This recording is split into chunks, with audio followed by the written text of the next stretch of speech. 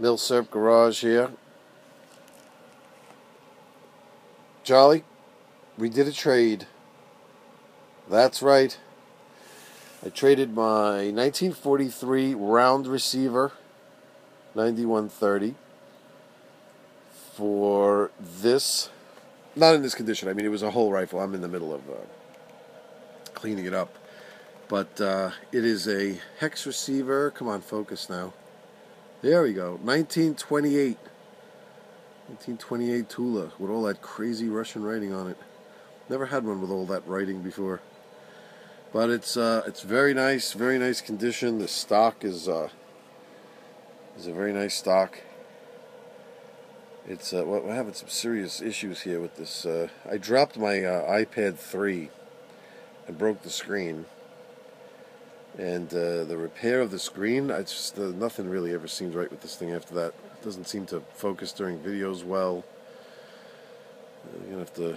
This is just a fly-by-night video because I needed one more project for 2014, but don't usually mess with stuff in the winter.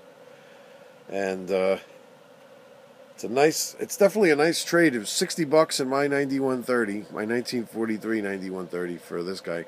And that round receiver 9130 was not really a good shooter. That thing was very inconsistent. It was kind of all over the place. And I don't know. It was detailed nice and very clean, but for $60, I'd rather turn it into this 1928. I think with the this type of receiver here is just a little bit better, in my opinion, of having messed with the one that I put the brass stacker on with the scope. Definitely more accurate. So this one I'll keep iron sights. I'm not going to mess with this one, but for $60 I thought it was worth it to turn it into a hex receiver example. Of course, it's Arsenal, refurb. All of these parts are a mix of Tula and Ishiavek, all different years.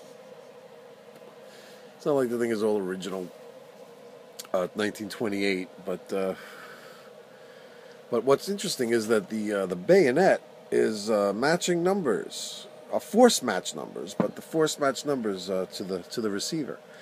And I've never really seen this. It seems that they do force match everything when they Arsenal refurb it, but from what I've seen, well, maybe the light should have been like this the whole time. Nah, it doesn't make much of a difference.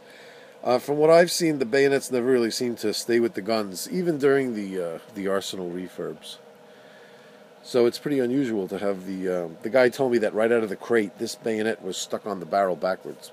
So it seems like after the refurb, they stuck it on there, and that's where it stayed. So that's pretty cool. And I'll show you this thing when it's complete and cleaned. And this will be our first range video for the new year.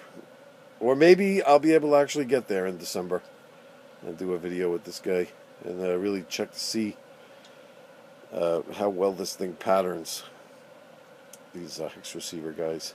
Anyway, that's it. Charlie's working on his arm over there. See, to go off on a tangent, I know this isn't a dog website, dog YouTube channel, but Charlie was raised by a cat. Charlie came home as a puppy and was raised from a puppy by a cat. So Charlie's an unusual dog in the fact that he completely washes himself like a cat does, which I've never really seen dogs, especially labs, do. So yeah, he even washes his paw, licks his paw, gets it wet and washes his face with it, just like a cat. A cat taught him how to do that. Right, Chuck? Charlie, you hear what I'm saying? I'm talking about you.